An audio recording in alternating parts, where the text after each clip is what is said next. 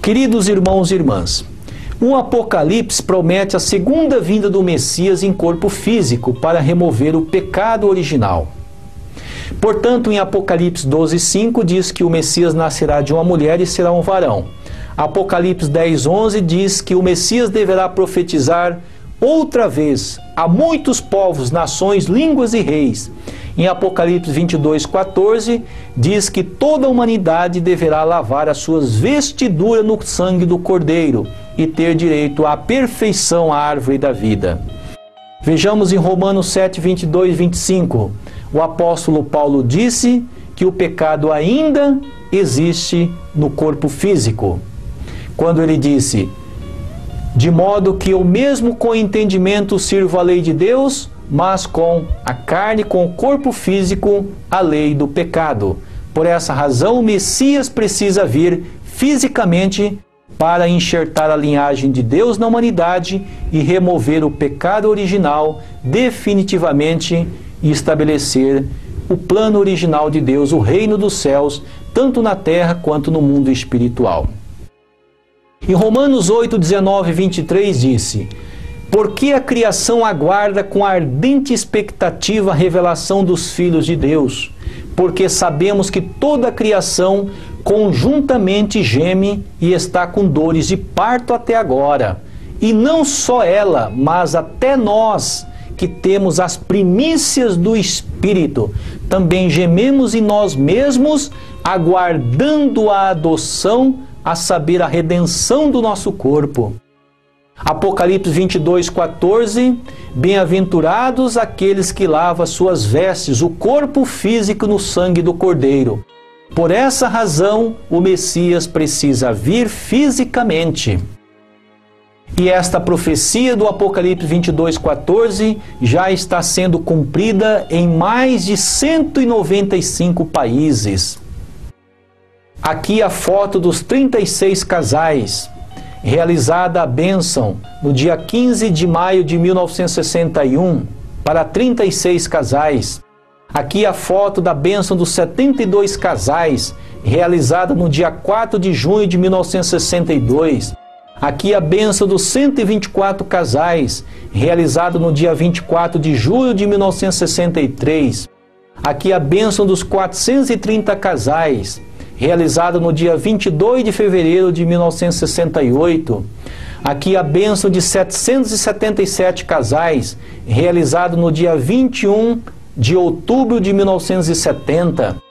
Aqui a bênção de 1.800 casais, realizado no dia 8 de fevereiro de 1975. Aqui a bênção de 6.000 casais, realizado no dia 14 de outubro de 1982. Aqui a bênção de 6.500 casais, realizada no dia 30 de outubro de 1988, com a participação de 87 nações. Aqui a bênção de 30.000 casais, realizada no dia 25 de agosto de 1992, com a participação de 131 países. Aqui a bênção de 360.000 casais, realizado no dia 25 de agosto de 1995, com a participação de 163 países. Aqui a bênção de 40 milhões de casais, realizado no dia 29 de novembro de 1997, já com a participação de 165 países. Aqui a bênção de 360 milhões de casais, realizada no dia 13 de junho de 1998, com a participação de 165 nações. Aqui a segunda bênção de 360 milhões de casais, realizada no dia 7 de fevereiro de 1999, com a participação de 193 países. Aqui a bênção de 400 milhões de casais, realizada no dia 13 de fevereiro do ano 2000, com a participação de 193 países. Aqui a segunda bênção de 400 milhões de casais, a bênção da paz mundial, realizada no dia 27 de janeiro de 2001, com a participação de 193 países. Aqui a bênção de líderes religiosos, realizado no ano 2001. Aqui a bênção interreligiosa, realizada no ano de 2002. Aqui a terceira bênção de 400 milhões de casais, realizada no dia 16 de fevereiro do ano 2002, com a participação de 185 países. Aqui a quarta bênção de 400 milhões de casais, realizada no dia 13 de julho de 2003, com a participação de 185 países. Aqui a quinta bênção de 400 milhões de casais, realizada no dia 26 de julho de 2004, com a participação de 185 países. Aqui a bênção especial do 5º ano da Nação Unificada para a Paz Cósmica, realizado no dia 9 de fevereiro de 2005 em Chonpyon, na Coreia do Sul. Aqui a sexta bênção de 400 milhões de casais, realizado no dia 1º de agosto de 2005, com a participação de 186 nações. Aqui a bênção intercultural e interreligiosa pela paz mundial, realizado no dia 29 de dezembro de 2005 em Chonpyon, na Coreia do Sul.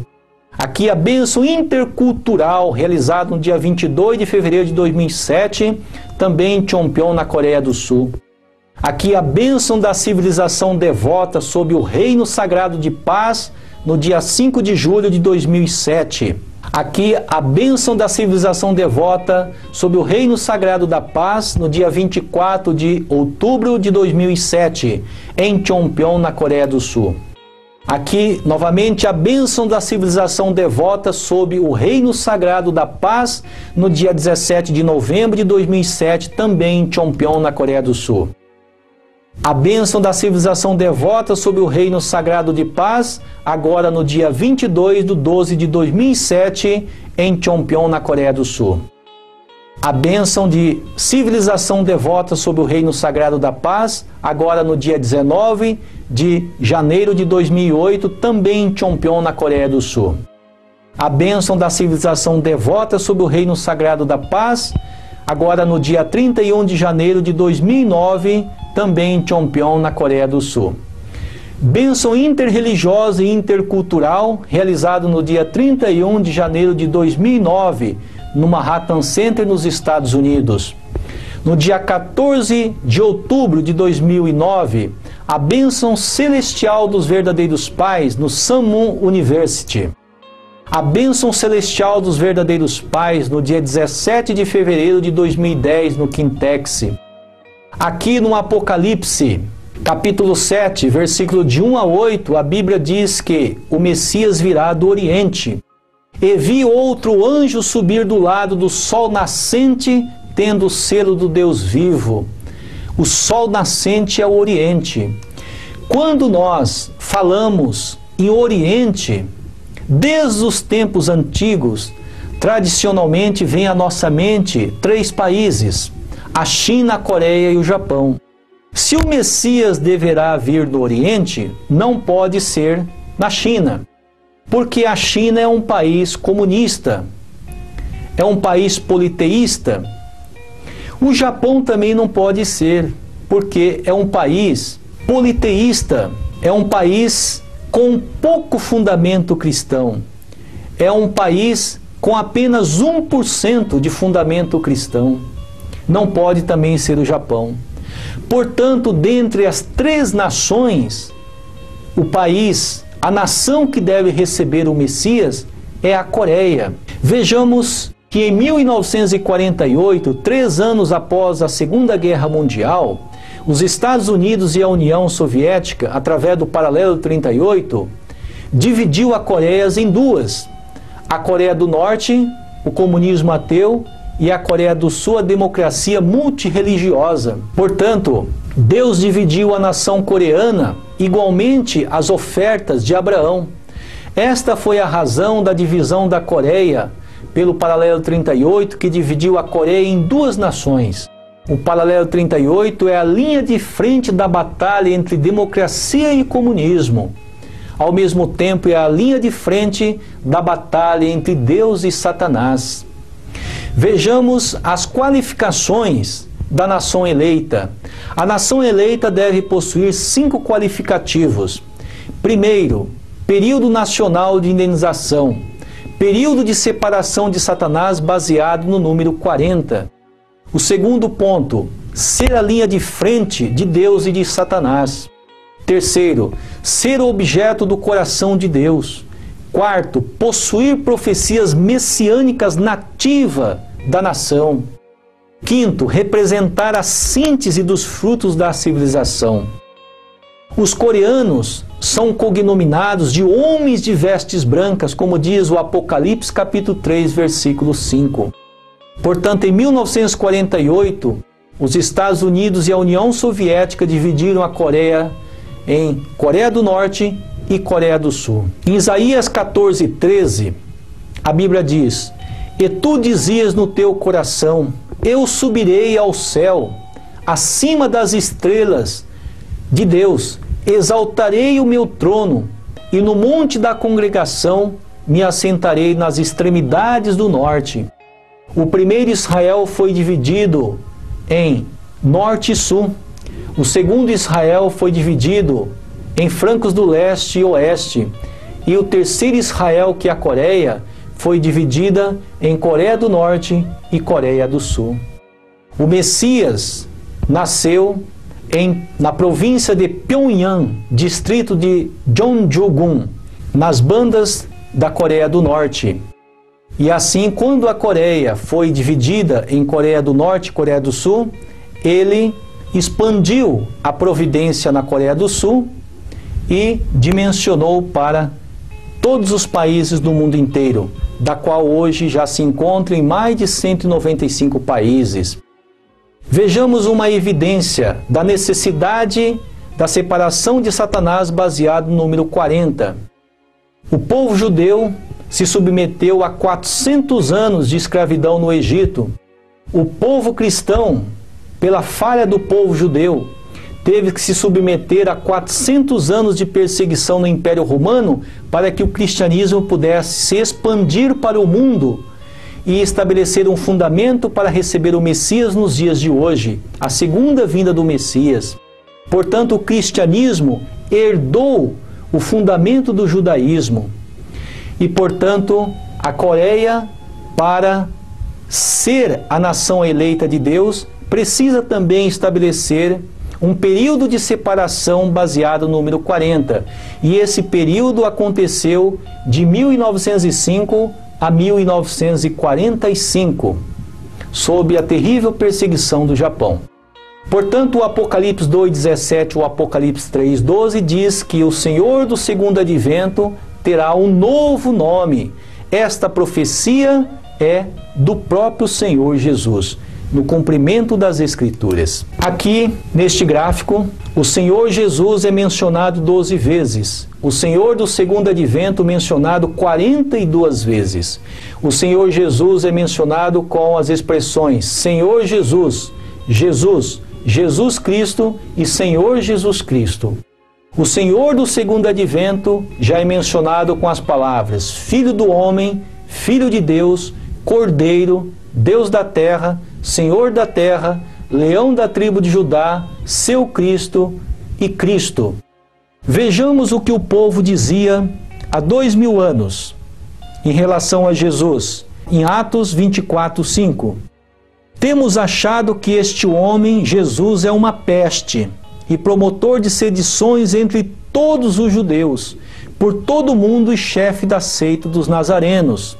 Portanto, queridos irmãos, o profeta Elias, na época do Senhor Jesus, veio espiritualmente e trabalhou com João Batista. Como diz aqui em Malaquias 4:5, que o profeta Elias haveria de anteceder o grande e temível dia do Senhor.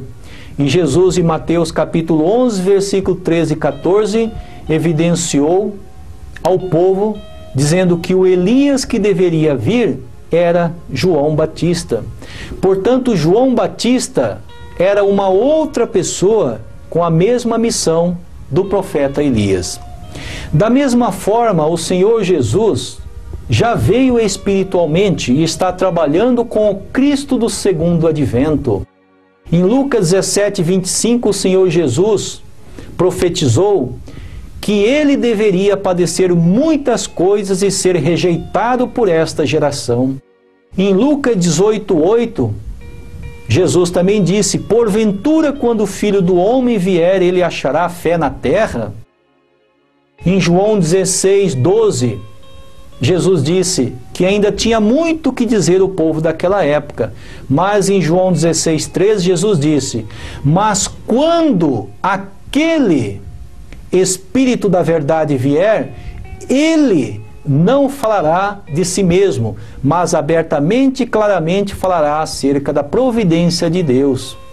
E assim, em João 16:25, Jesus disse que ele não iria falar em parábolas e nem em simbologia, mas abertamente e claramente acerca da providência de Deus. Aqui nesta figura nós presenciamos onde se realiza a libertação espiritual dos participantes. Nesta outra foto aqui também, nós presenciamos os participantes realizando a libertação espiritual. Cheonpyeong é o centro de libertação espiritual realizada pelo Senhor do Segundo Advento lá na Coreia do Sul. Nesta foto, nós visualizamos o Palácio do Senhor do Segundo Advento finalizado, concluído no ano de 2006.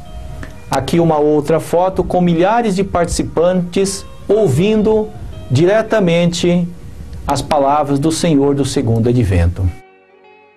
Portanto, o Senhor do Segundo Advento, que a humanidade está aguardando, é o reverendo Samya Moon, que nasceu no dia 6 de janeiro do ano de 1920, e a sua esposa, a senhora Hakja Moon, que nasceu no dia 6 de janeiro do ano de 1943. O Apocalipse 19:7 diz das bodas do Cordeiro, do casamento do Cordeiro. E o Apocalipse 22:2 diz sobre os 12 frutos, os 12 filhos do Cordeiro. E esta foto são os primeiros 6 filhos do Senhor do Segundo Advento, realizando a profecia do Apocalipse 22:2. Portanto, o Senhor do Segundo Advento deve vir e realizar o fundamento de 4 posições, o plano original de Deus para enxertar a humanidade na linhagem de Deus e assim removendo o pecado original. Em Apocalipse 21:9, vem mostrar-te-ei a noiva, a esposa do Cordeiro. Em Apocalipse 22:2, diz que o Senhor do Segundo Advento terá 12 filhos. Portanto, o Senhor do Segundo Advento deverá estabelecer o plano original de Deus e gerar filhos com a linhagem de Deus e estender essa linhagem de Deus em família, sociedade, nação e o mundo. Esta é a realidade da qual Jesus estava instruindo Nicodemos, escrito em João capítulo 3, versículo 5, acerca do novo nascimento, ou acerca do renascimento. Em Mateus capítulo 24, versículo 24, mais uma evidência de que o retorno de Cristo não será das nuvens literais.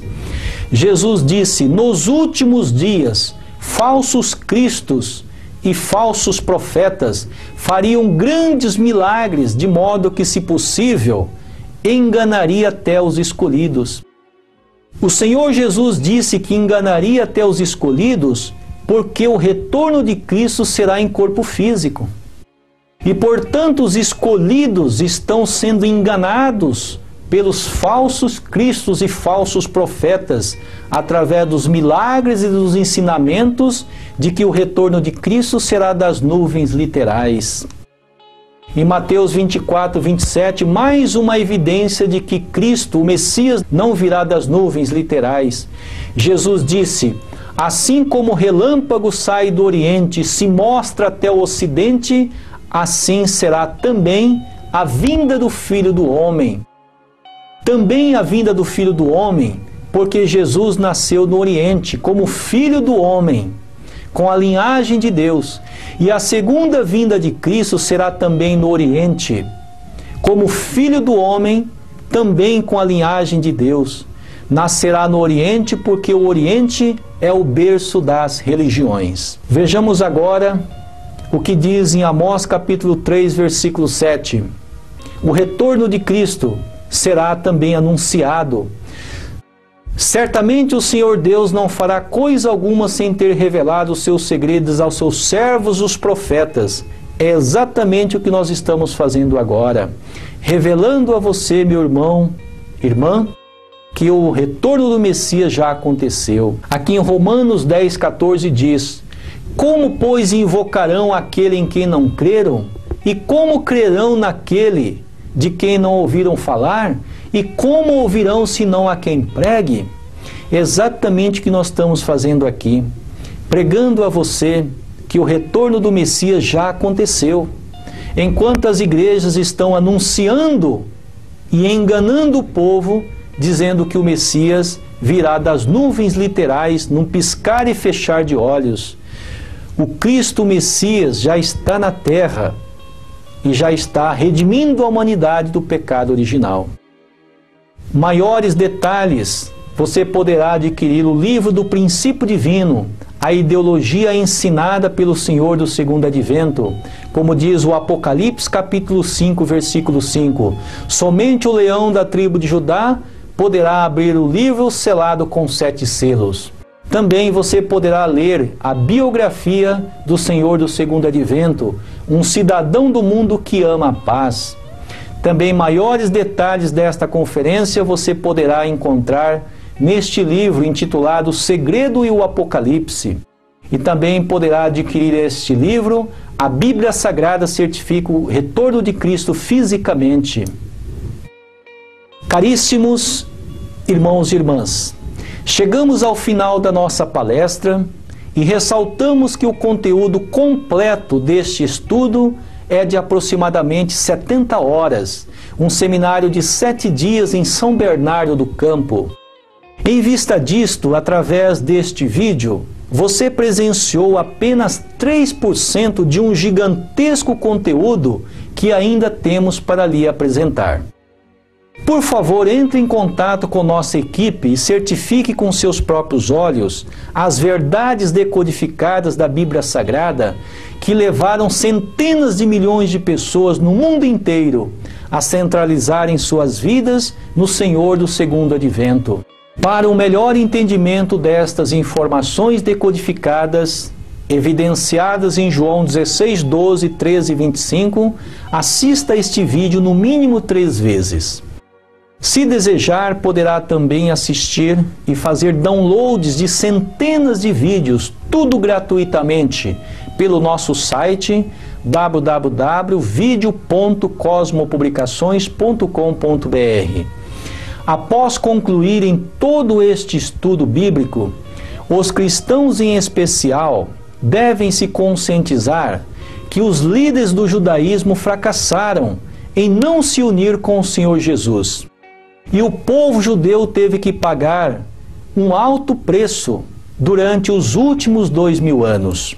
Por conseguinte, o cristianismo herdou o fundamento do judaísmo, e agora, se os líderes do cristianismo continuarem fracassando em não se unir com o Cristo do Segundo Advento, os líderes cristãos e também o povo cristão se responsabilizarão por um preço alto, como aconteceu com o povo judeu.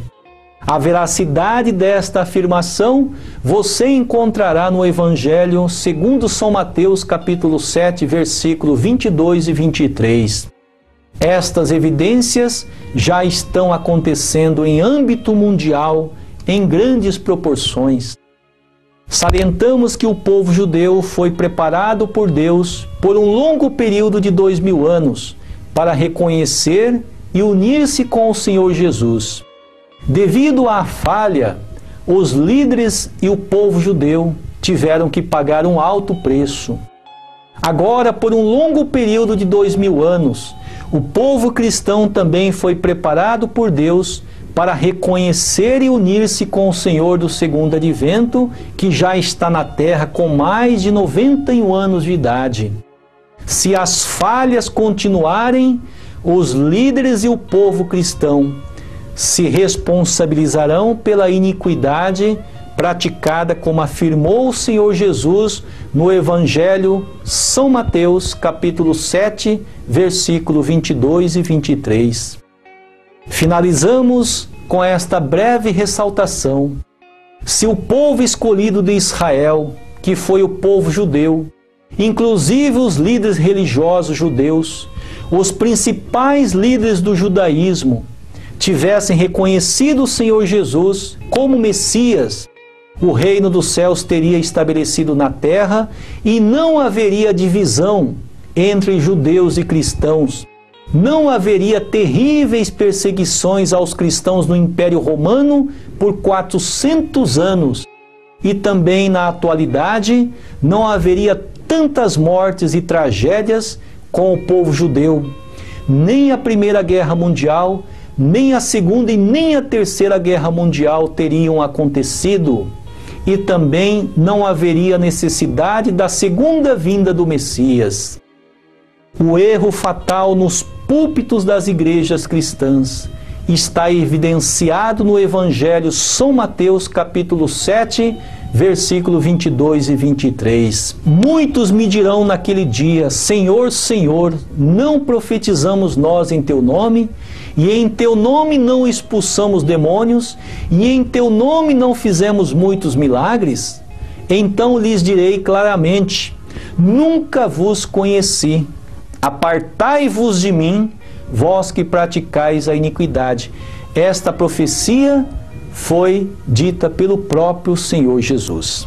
Obreiros da iniquidade significa que os líderes da época da segunda vinda do Messias estarão cometendo uma grave injustiça, pecado, crime, culpa, maldade, perversidade contra o povo, da mesma forma como os líderes do judaísmo fizeram na época de Jesus. Todos esses males demoníacos praticados contra o povo cristão pelos líderes cristãos da atualidade, por não aceitar o Messias, que já está na terra com mais de 91 anos de idade, e em contraparte não deixar os membros cristãos se unirem com o Senhor do segundo advento.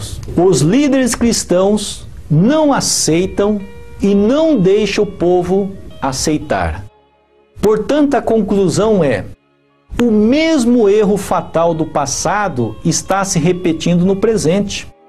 Esse erro ficará gravado na história como erro fatal nos púlpitos das igrejas cristãs. A questão é agora: quem pagará por esse erro? Permitirá que você, sua família, sua descendência também paguem por esse erro fatal nos púlpitos das igrejas cristãs? Há 2000 anos, Jesus veio para o povo judeu e o povo continuava olhando para as nuvens do céu. O Cristo, o Messias do segundo advento, já está na terra com mais de 91 anos de idade e os cristãos continuam aguardando pelo arrebatamento literal, num piscar e fechar de olhos, de modo sobrenatural. Queridos irmãos e irmãs, por isso o Senhor Jesus disse: obreiros da iniquidade, para os líderes do cristianismo da época do Senhor do segundo advento. O Messias já está na terra e os líderes cristãos continuam ensinando que o Messias ainda está para vir, de um modo sobrenatural, num piscar e fechar de olhos, para promover o arrebatamento e que somente a minoria será salvo. Meus irmãos, o mesmo erro está se repetindo agora, no presente. Vejamos a profecia de Daniel 12:10. Muitos serão purificados e embranquecidos e provados, mas os ímpios procederão impiamente, e nenhum dos ímpios entenderá, mas os sábios entenderão. Esperamos de coração que você seja mais um sábio para entender estas revelações. Igualmente, as milhões de pessoas em mais de 195 países já demonstraram a sabedoria divina, unindo-se com o Senhor do segundo advento, removendo o pecado original através da bênção do sagrado matrimônio.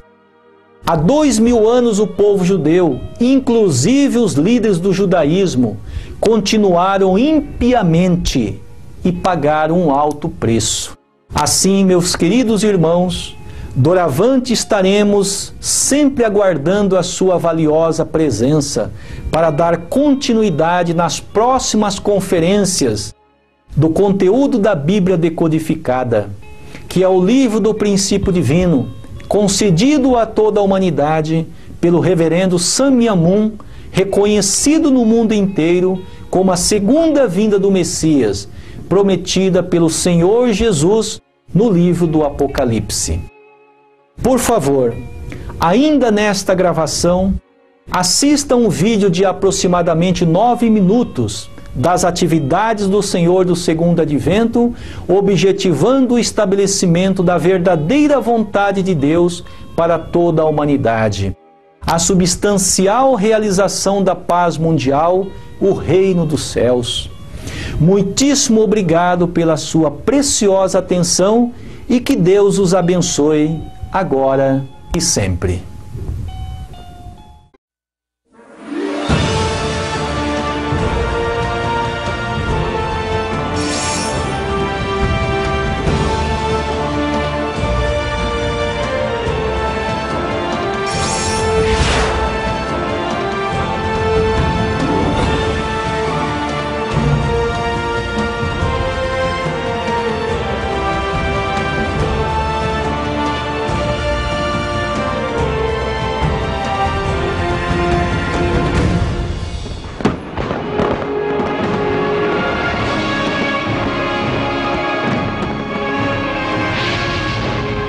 A luz da vela celeste ilumina este mundo escuro.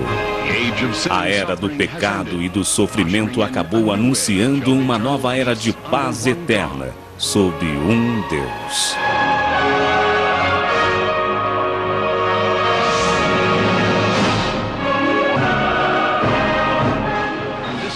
Este mundo é um mundo onde o céu e a terra, o homem e a mulher, a mente e o corpo e todos os outros parceiros sujeitos e parceiros objetos estão unidos no amor verdadeiro.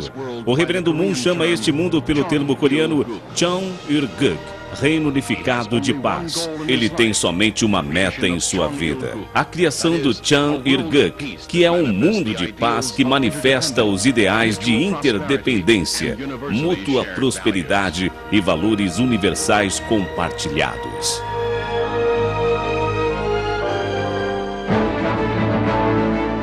A cerimônia internacional da bênção de casamento é a base da salvação da humanidade e da realização da paz.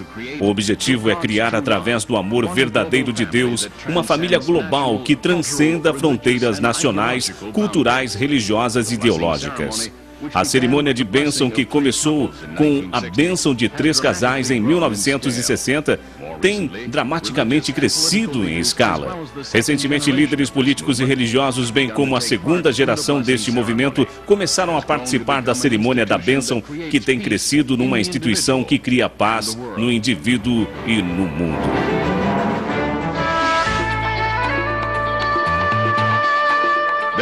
Há 3 coisas contribuindo para este movimento de paz: a verdade que revela os segredos de Deus, o mundo espiritual e a história da humanidade.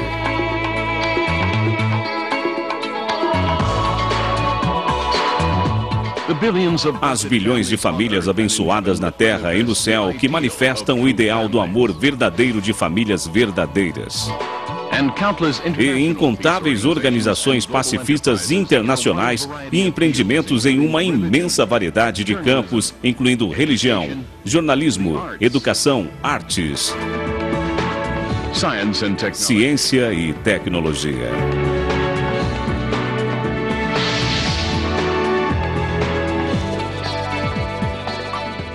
Para estabelecer mais rápido e firmemente este movimento de paz, o reverendo e senhora Moon tem incansavelmente impulsionado em todas as partes do mundo, do coração da África ao edifício central das Nações Unidas. Vamos fazer o novo milênio uma era de paz verdadeira e ideais verdadeiros, na qual as pessoas praticarão o caminho do amor verdadeiro.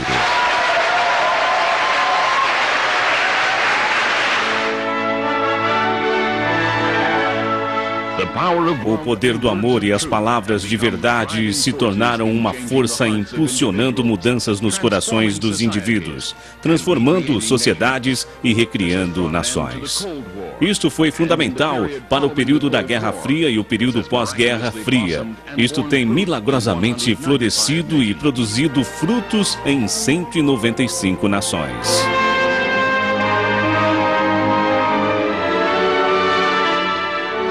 Movimento de reavivamento espiritual. Um movimento para promover amor puro e famílias verdadeiras. Marcha da Paz em Israel e Palestina. Serviço para a paz. Movimento para a renovação das Nações Unidas. Atividades de embaixadores para a paz e marcha dos membros associados das montanhas pela causa de reunificação das Coreias. Desde o fim da Guerra Fria, o Reverendo Moon tem promovido suas iniciativas pela paz em diferentes locais do mundo. Ele também está focalizando construir um fundamento nos setores da cultura e do turismo. Através da arte, a natureza humana original pode ser manifestada em beleza. As atividades de turismo e lazer tornar-se-ão uma indústria importante no século XXI e trarão paz à mente e ao corpo e liberação ao espírito.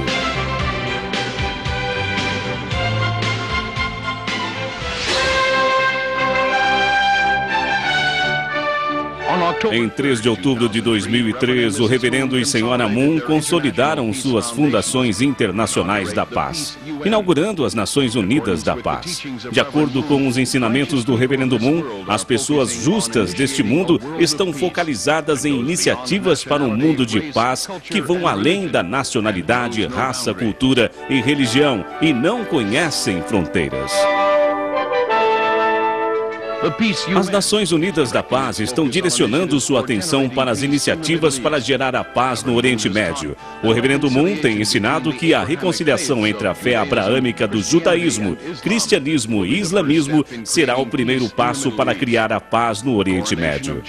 A coroação de Jesus foi realizada em Jerusalém de acordo com o desejo do Reverendo Moon. Apesar de Jesus ter vindo como um Salvador, Jesus morreu sobre a cruz e então ressuscitou como o Rei da Glória.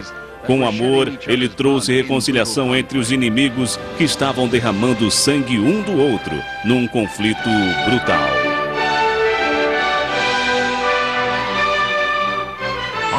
Em 23 de março de 2004, no prédio Dixon do Senado americano, os embaixadores das Nações Unidas, os senadores dos Estados Unidos e os congressistas, bem como os líderes internacionais, reconheceram as contribuições do Reverendo e Senhora Sun Myung Moon para promover um mundo de paz e os reconheceram como Rei e Rainha da Paz. Uma cerimônia de premiação da Coroa da Paz foi feita na Coreia depois de um evento parecido em Israel e nos Estados Unidos como parte da providência de Deus.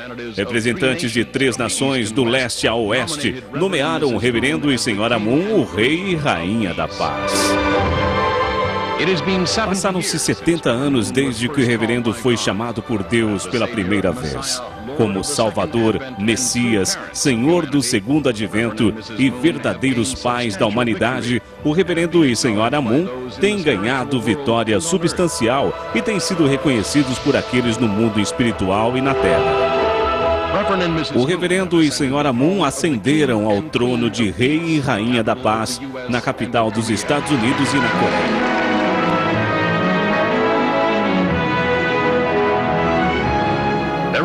Não há maneira de entender o coração do Reverendo Moon através de 6 prisões injustas e através do insuportável sacrifício que ele tem feito diante do altar do céu.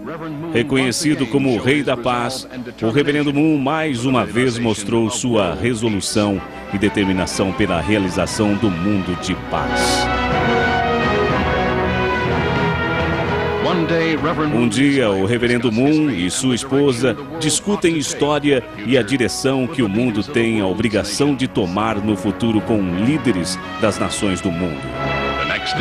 No dia seguinte, eles ficam à vontade, falando, cantando e dançando com outros. Suas vidas, que são dedicadas para a salvação do mundo, são modelos de amor verdadeiro e dá esperança a todas as pessoas do mundo desta aldeia global neste milênio.